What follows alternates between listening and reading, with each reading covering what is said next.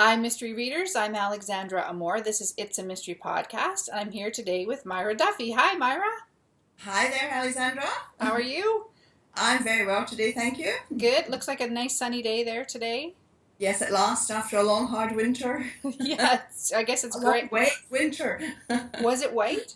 Oh, wet, very Oh, wet. We very get wet. a lot of rain on the west coast of Scotland.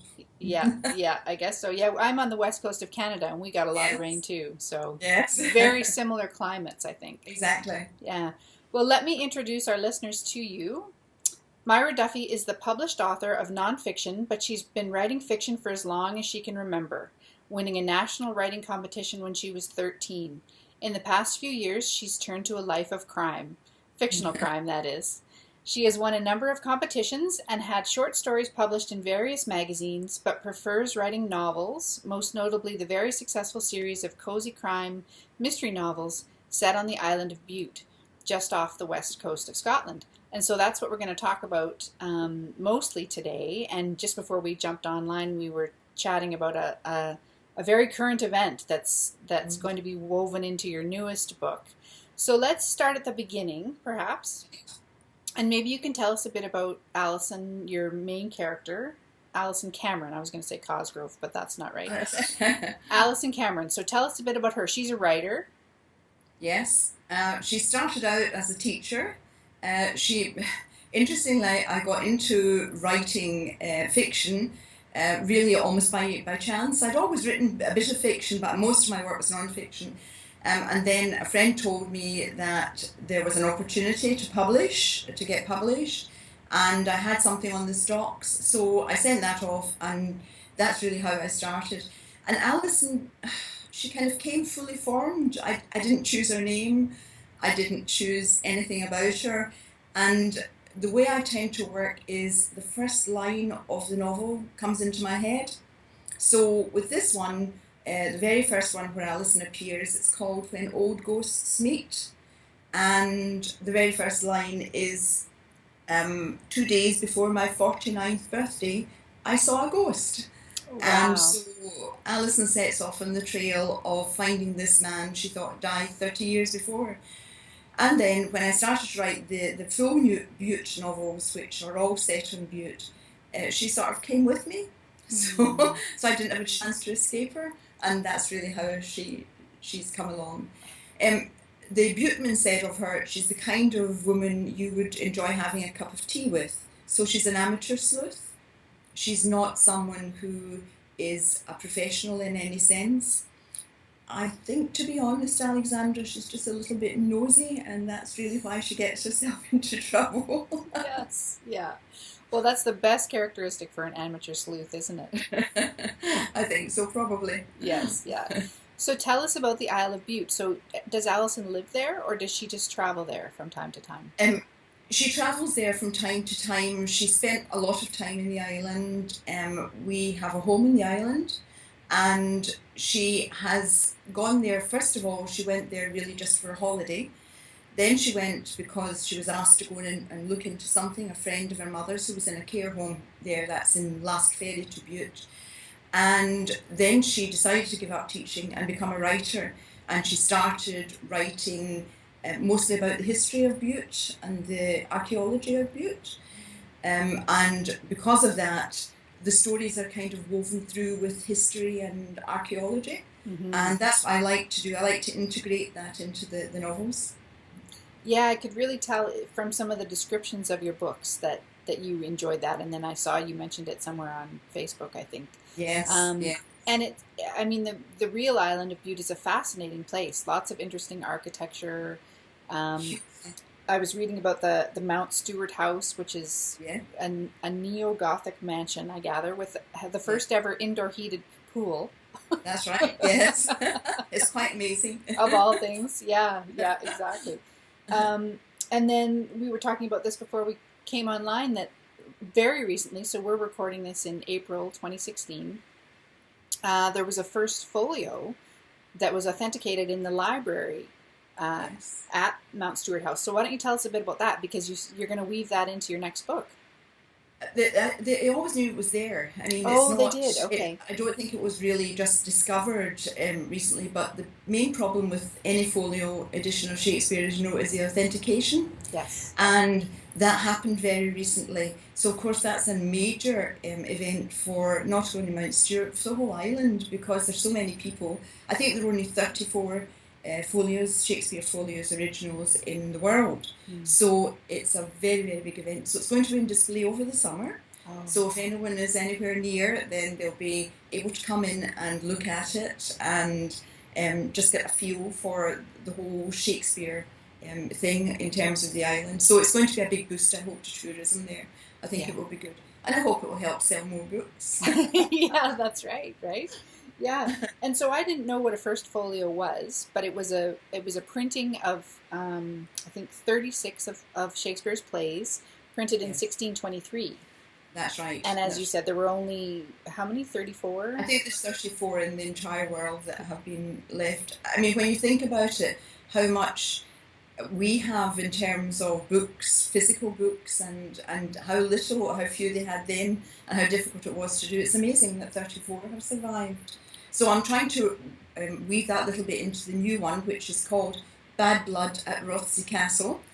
And I'm trying to weave a little bit of the mystery of discovering that it is in fact an authentic Shakespeare folio into the mystery there.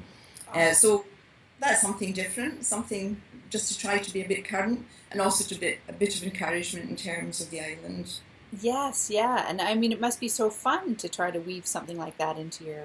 Oh yes, I've done that with all of them. Endgame at Port Bannatyne weaves a lot about a man called James Hamilton. He was an Edinburgh lawyer, but he bought Scotish Castle on the island, and he married a woman called Harriet Wynne. Now Harriet was a fascinating character because she was of a very well-to-do Welsh family, used to the high life. Her father was a great friend of Casanova. Oh. And yes, and she couldn't take to life in the island at all.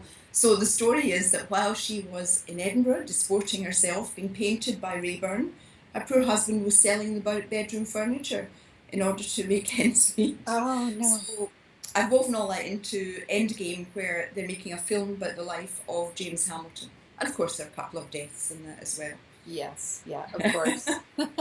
Yeah.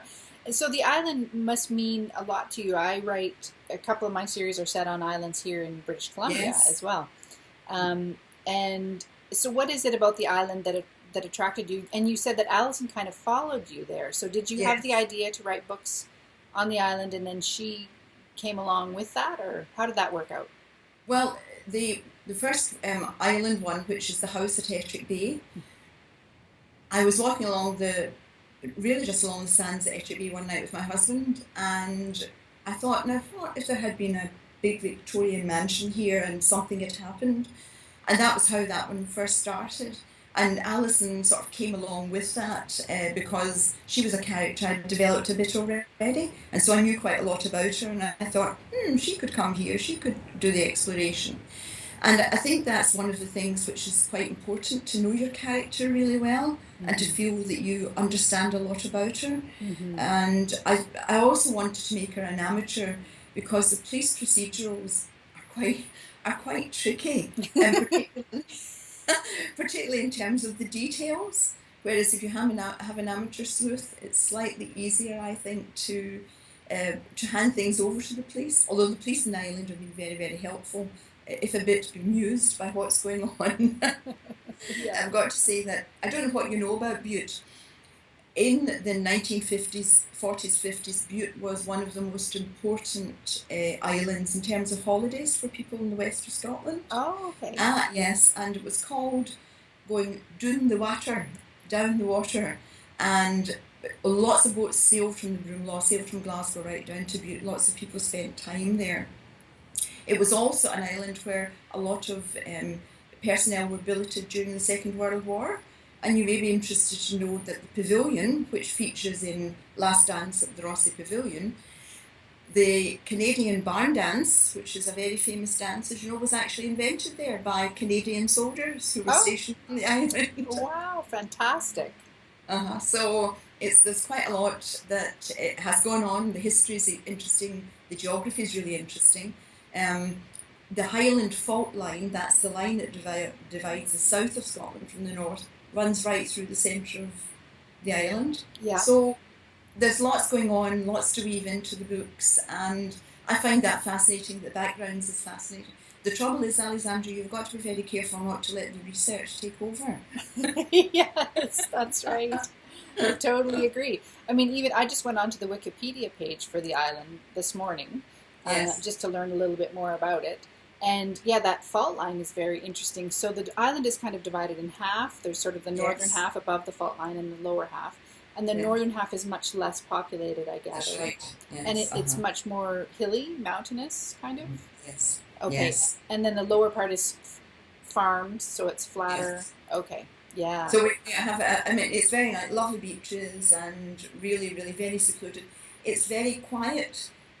That's why it's kind of an anomaly that there's so many murders on the island because I don't recall when the last murder took place there, so it's that kind of a situation. Yes. Yeah. But I do enjoy writing about it. I do like to try, I like cosy crime because although there are deaths, I try to keep most of any gory stuff off scene, off camera, so to speak. Yeah. And I do like to try and make it fairly humorous because life is a mixture of, although there are lots of deaths, it's not all gory. It's a mixture, isn't it, in life? Yes. So I try to reflect that in the novels. Yes. Yeah. Exactly. And it sounds like the island itself maybe even is a character in your books, sort of. I mean, I know I feel that way about the islands in my books. Really, Yes. and I noticed one of your reviewers pointed that out, that the descriptions of the island and the architecture and the landscape were really vivid and beautiful. Yes, I think that that's really one of the most important things, that the character is brought to life.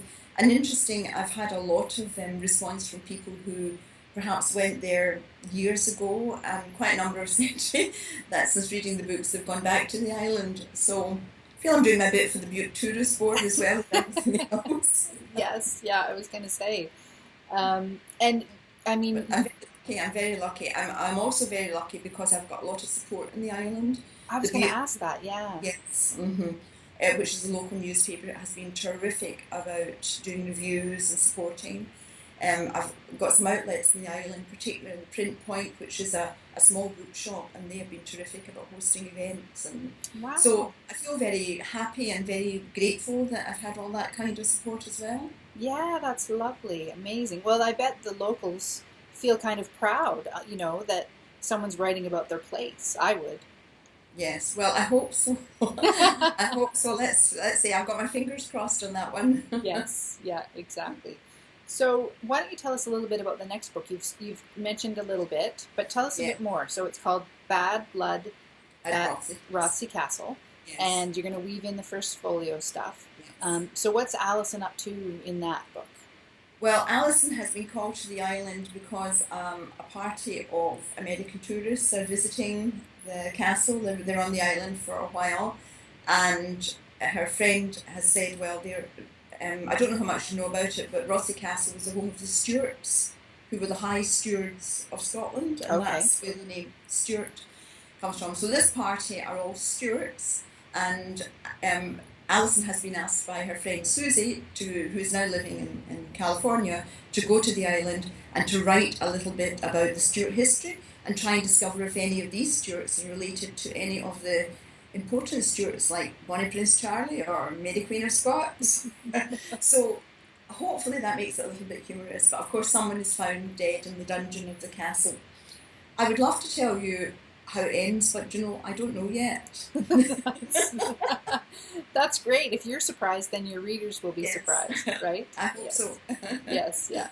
And do you have more plans for more books set on the island? Yes, I've got one more which is I really want to write, and it's set at the Bute Highland Games, which Oh, take place in August, and that's an international event, of course, and a lot of Canadians come to the island for that. Oh yes, Really? Wow. yes, a lot of Canadian, for example, pipe bands. Okay. Yeah. Yes, and dancers come to the island, Highland dancers. So that's a big event, and I want to write. I really do want to write one about that. But I write other stuff as well. So I've got kind of all these novels kind of knocking on the door. So that makes it a bit different. But I do intend to do at least one more with Alison. Oh, And very they good. might move on to a new series, I think. Yeah. I think I'll give Alison a rest. Okay. Okay. So you have plans to branch out and do a different series. Will it be mysteries as well? Well, I have actually written a quite different, at the start of another series, which is a young woman who's a journalist. I've also written a romance, a romantic suspense. Oh. I'm well through a science fiction. Oh my goodness. So I like to test myself a little bit and write different genre. Yeah. That's fascinating. So, yes, but my first love is, of course, Alison in the Island, and I think I'll be with her for some time to come. Oh, that's good. That's good. So we should say there are 6 full-length novels, I think now. Correct me That's if I'm wrong. And there's the prequel, which you talked about, where Alison sees the fellow on the train that she thought has been dead for quite some time. Yes, yeah, that's right. And there's one other which is a novella, which is called Susie's Story, and it tells the story of how Susie came to inherit the house at Ettrick Bay. So it's a little novella. It's the kind of backstory to it. So that was just because I wanted to write it really more than anything else. So that's a little extra. So there probably in total there are 8 novels, 6 which are totally set in the island, and another 2 which are on the island partly. Yes. So Yeah, exactly. That idea of wanting to share so much backstory fascinates me, because we do get quite attached as writers, I find, yes. to the people that we're writing about and to the stories and to the information that we're sharing. And I thought it was so interesting when I saw that book on your website. Yes. It's kind of an addendum almost to one of the novels, just a little bit more information about what was going on there. Yes. I don't know. It's difficult to know whether it's a good idea or not. For example, one of the novels I've written, which is Grave Matters at St. Blaine's. Now, St. Blaine's is a kind of ruined 7th century monastery in the island. And the story is about Alison goes to the island. She's got a commission to write a little bit about St. Blaine's, about the place, to discover that they're trying to build a theme park there at the old monastery, which of course the locals are not happy about, as you can imagine. Yeah. Because they've taken the sort of names like the Devil's Ride and this kind of thing. So, but St. Blaine's mother was a woman called Iartha, who was cast adrift by her father because she was pregnant with St. Blaine. Actually ended up in Ireland, and that's how St. Blaine was born. And so there's a nice story there as well. But as I said, there's only so many hours in the day, and as you will know from your own work. Yes. And your own poems, there are only so many hours that you can actually write. So, funnily enough, this sounds ridiculous. I was thinking last night, now I write very fast. If I'm in really top form, I can write about 1,000 words an hour. And I thought, now there are, say, 10 hours in the day, so that's 10,000 words, and there's 7 days in a week, so I can actually write a novel a week. Yes, yeah. If you don't bathe or eat or do anything else. But I don't think I'll do that somehow. No, yeah, I think that might. Well, my wrist will get sore for one thing. Yes, not to mention your brain. Yes, yeah, exactly, yeah. And I just think too, with a place like the Isle of Bute, there's so much history there. I mean, I just touched on it when I was looking at the Wikipedia page. But, it talked about how in World War II there were some submarines that were kept, I think, at the north end of the island. And then, there's all this, the architecture through the period, and I found a couple of photos of castles built at different times, and this history with the Stuarts. And, I mean, you could just write forever, really. Exactly. For such a small place that has an amazing history and geography and the archaeology. My son lives in the island. He's an archaeologist. Oh, no way. And was a forensic archaeologist, so he's very helpful with some of the details, you see. So a good source if I need to if I need to do any research. Yes, yeah. Beautiful. Oh, that's fantastic. What a great resource for you. Yeah. And Yes, it did you is. say earlier that you had talked to the local police? Yes, they were very, very helpful. The interesting thing about the police forces, of course, recently there was a huge reorganisation in Scotland, and they came under one police force, Police Scotland, rather Okay. than being all separate according to area. And one of the things I did think about was I was really glad that I had kept the police bit of it to the side, to a minimum, that Alison's not involved in, because one of the great problems, as you know, is keeping up to date. And suddenly, even in the time I've been writing the Bute novels, you go back and look at the first one, when, although people had mobile phones, they certainly didn't have the kind of technology that you have now. And so, unlike earlier novels, they can look very dated unless you're very careful about Yes. what you put in. So you have to be a bit careful, otherwise you would be revising all the time and re-editing, to make them up to date. Do you find that? Do you find it's quite tricky, or do you find it quite easy? No, I do. I've had almost a little bit of a paranoia about Mm-hmm. folding Yeah. technology into my books. Mm-hmm. Um, just because of that, the way that Yes. things can become so dated. I mean, you look at movies that were made even 10 years ago, and if someone's using a cell phone and it's this huge clunky thing, and it pulls you out of the story right away. So Exactly. yeah, People think, God. So that's why I feel with the police aspect of it, if it's kept to a minimum, obviously there has to be some, but if it's kept to a minimum, and say the police have been very helpful about the details of it, then Alison got on with doing the investigation on the yeah. side. The one where I was doing an event at the print point, and one of the people who was there said to me, "You'd think Alison would have learned by now that it's a bit dangerous to come to Bute." She's obviously not a woman who learns from experience. No, yeah, exactly. Oh, that's a great point. Yeah. And when you approached the police, did you just call them up and say, "Hey, I write these novels and I'd like to chat with you"? Oh no, I just went into the local police Oh, station you did. and rang the bell. And then The someone sat down with you and Yes, yes. It was one of the sergeants. It wasn't there at the time, but he said, "Go call back, and he'll be there." So I did, and yes, and he sat down, and there's a very good website as well which you can use. But he was very good and very helpful and everything. So yes, it's, oh, it's it's good to have such support though, and it's good to feel that people in the island are they're lovely people and they're really keen to help. Which is just as well, really, given the circumstances. yes, yeah. Oh, that's lovely. That's fantastic. Well, thank you so much for being with me here today, Myra. This has been awesome. I could honestly ask you questions for quite a bit longer. Um, I'm just Thank fast. you, Alexandra. So why don't you let everyone know where they can find your books? Yes, they're available at amazon.co.uk, and they're available on amazon.com. Mm-hmm. In fact, I think they're probably available through Amazon, any Amazon site.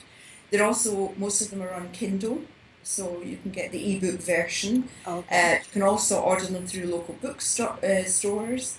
My website is www.myraduffywriter.com, Okay. and you can find me on Facebook or on Twitter, and I'll be delighted. Oh, perfect. That's fantastic. Well, thank you so much again for being with me here today. And that's a picture of the island behind you on the wall? That's a picture of Port Bannatyne, where we have our house. Okay, beautiful. Really Yes, nice. Yeah. it's really nice. So we keep that there as a reminder when we're in Glasgow of the happy times in the island. Right. Yes. Yeah. Do you just spend the summer there, We go backwards and forwards a lot, even in the winter. even in the winter? Oh, cool. Mhm. Okay, great. It's an island which is lovely in all its moods. Nice. Oh, that's great. Well, thanks again and take care. Thank you, Alexandra. Thank you. Bye.